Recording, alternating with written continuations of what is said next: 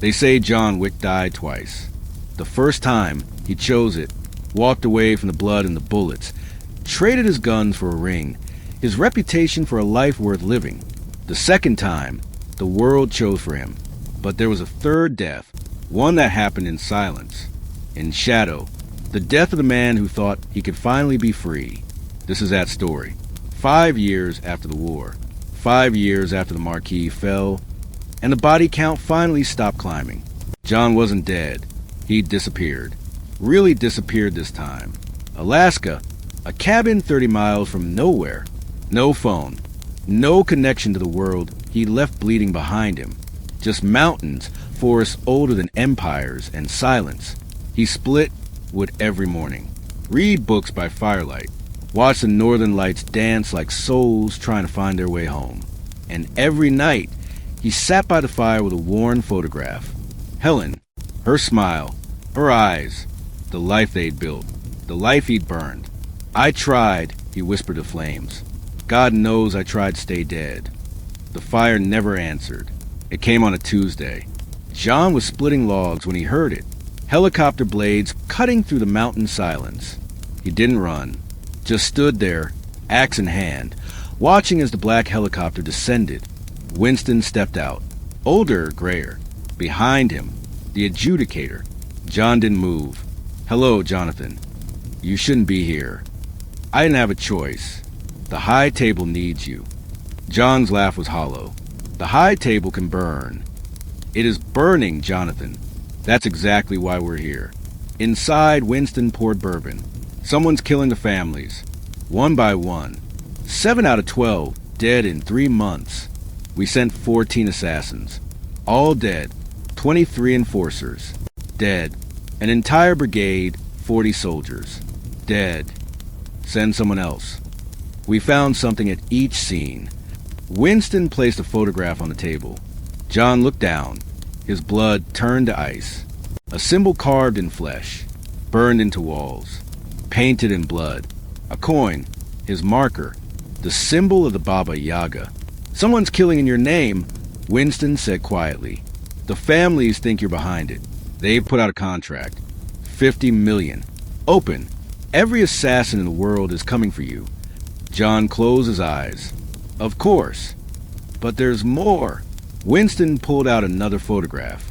A young woman, dark hair, cold eyes that looked familiar. Who is she? Winston's voice was heavy. Her name is Kira. According to our intelligence, she's your daughter. That's impossible. I never. Before Helen. Moscow. 12 years ago. Ruska Roma. There was a woman, Katia Volkov. John remembered. Barely. A face lost in the fog of a life spent forgetting. She never told you, Winston continued. Raised the girl in secret. Trained her in the old ways. Made her into what you used to be. When Katia died 3 years ago, she told Kira everything. Who her father was. How he'd abandoned her. I didn't know. Doesn't matter to her. She blames you for leaving, for becoming a legend while she lived in shadows. So she's tearing down everything you protected, killing the table, framing you, forcing you out.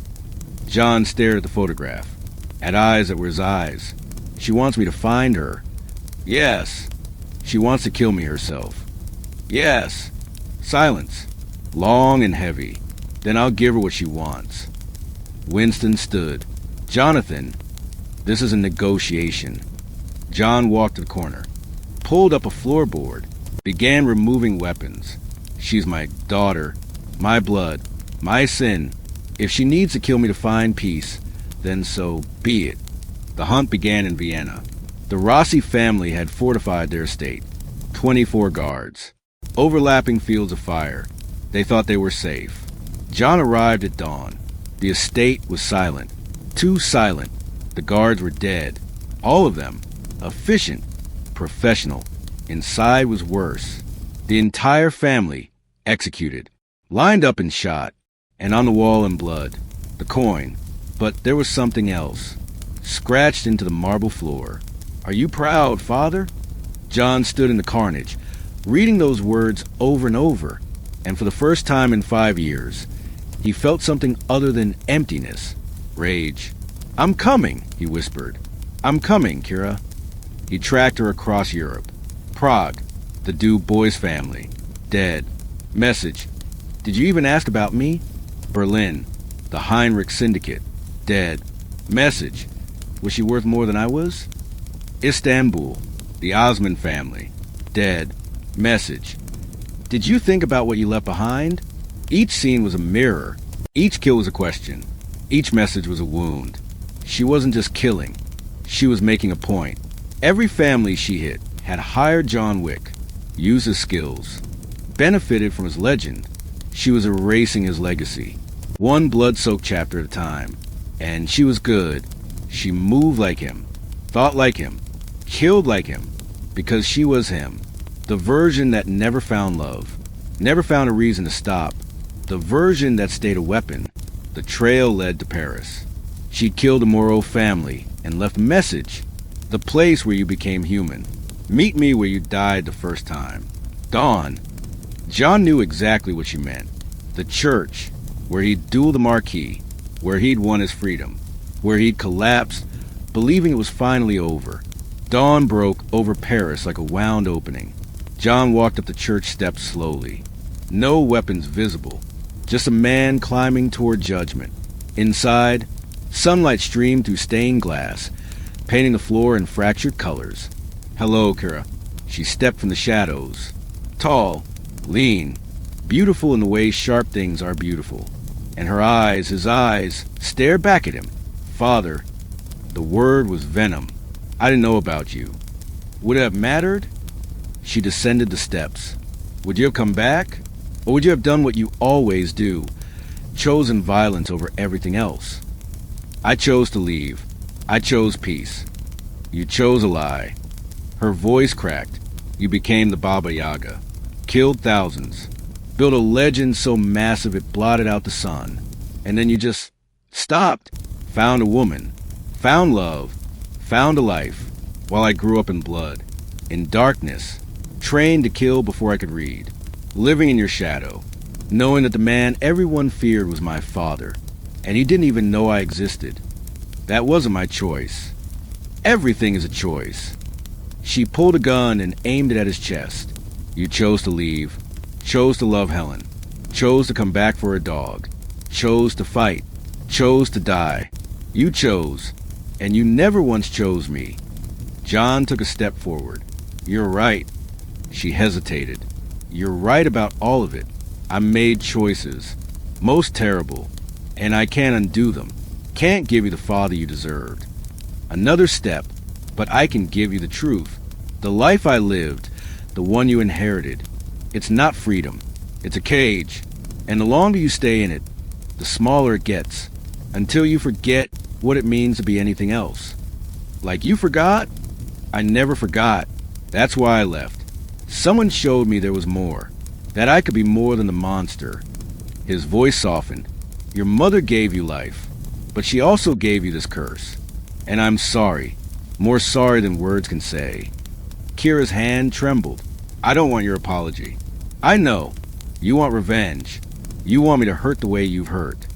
John spread his arms. "So do it. Pull the trigger. I won't fight back. If my death give you peace, then take it." She aimed at his heart, tears streaming. "Do it," John whispered. The gun shook. "I hate you," she sobbed. "I know. I hate you so much. I know." The gun dropped, clattered on stone. Kira collapsed, sobbing like the child she'd never been allowed to be. John moved forward, knelt beside her, and for the first time in her life, someone held her while she cried. "I'm sorry," he whispered. "I'm so sorry." 3 days. They talked in a safe house Winston provided. John told her about Helen, about the dog, about trying to find peace and failing.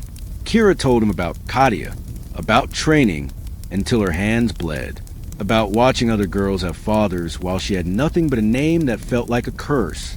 On the 3rd day in a Paris cafe, "What happens now?"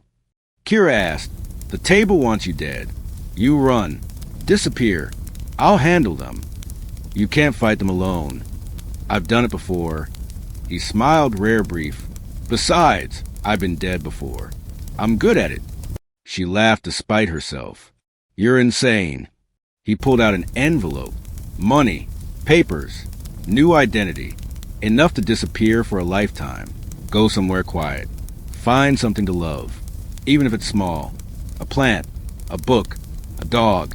Find one thing that makes you feel human. Hold on to it. What about you? I'm gonna end this. One way or another. Will I see you again? John looked at her, memorizing the face he'd never known existed. I hope so, but hope's dangerous in our line of work. He stood to leave. Dad. He stopped. The word hung in the air like a prayer. Thank you. John nodded. Couldn't speak. Just walked away. The high table convened in Rome. All 7 remaining families. The adjudicator, Winston, and John Wick, standing in the center. You broke the rules, the harbinger said. The penalty is death. I know, but I'm offering a deal. John looked at each of them. Kira's gone. You'll never find her, but you still have a problem. The chaos she created. The wars. I'll fix it. Rebuild what she tore down. Restore the balance. I'll be what I was before. Your weapon. Your ghost. One last time. In exchange for? My daughter goes free. No contract. No pursuit. She gets to live the life I never could. The families conferred. Whispered. Argued. Finally, the adjudicator spoke. Agreed, but you serve until death. Natural or otherwise. No retirement. No escape. No Helen to save you this time.